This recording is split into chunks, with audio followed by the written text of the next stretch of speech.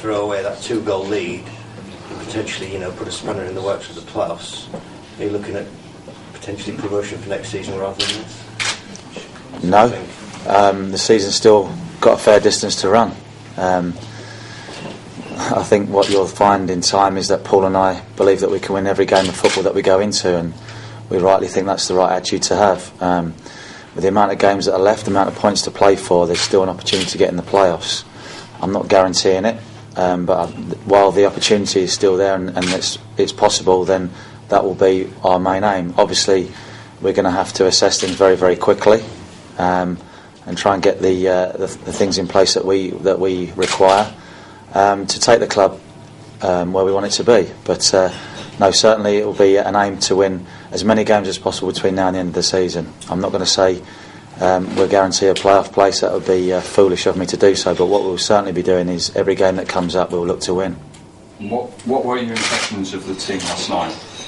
Last night we felt that it was some very good football played by Grimsby, very comfortable on the ball, and perhaps the reason we sat here was highlighted during the game as well. We spoke about it. We were very comfortable, and then all of a sudden, a goal against them, and they were on the back foot. Maybe that's a bit of confidence, a bit of self-belief, and probably is why they're currently laying the position they do in the league. But that'll be our job to try and instill some confidence and belief in the players. There are some good players at the football club, and it's our job to get the best out of them. So we saw some things that we certainly feel we need to work on, but at the same time, again, we're not joining a club that's rock bottom of the league and drastic changes are needed. So we will try and implement things as we move on.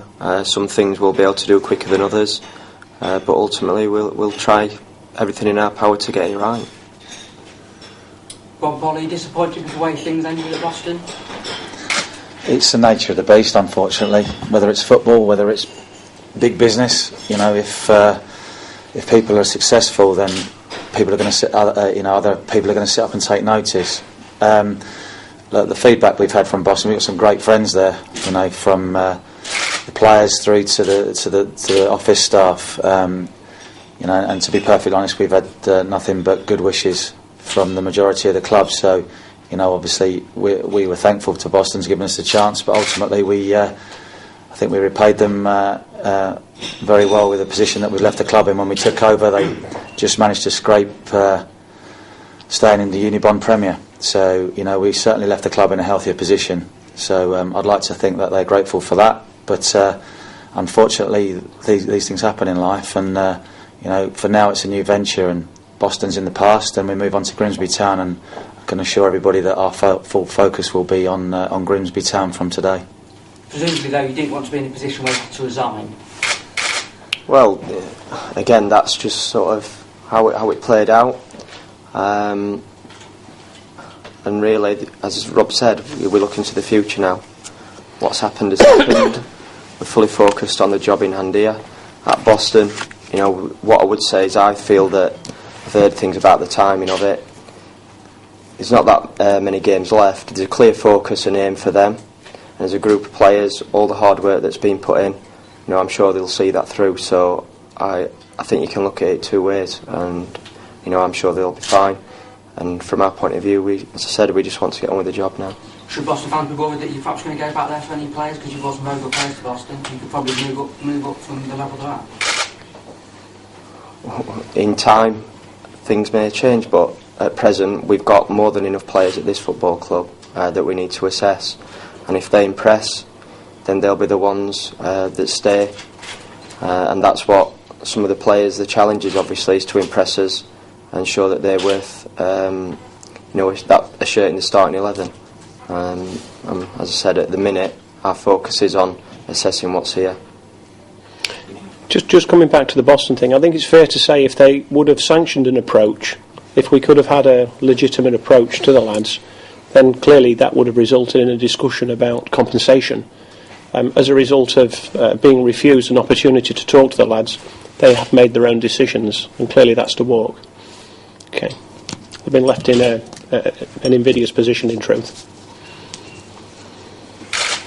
John, can I ask you, initially when you were searching for a successor to Neil Woods, you sort of went on record and suggested you wanted a swift appointment. It took a month. Did you ever get to the point where you thought you might wait until the summer and appoint then? No, we didn't. Not internally, no. I mean, obviously the fans were talking about Dave and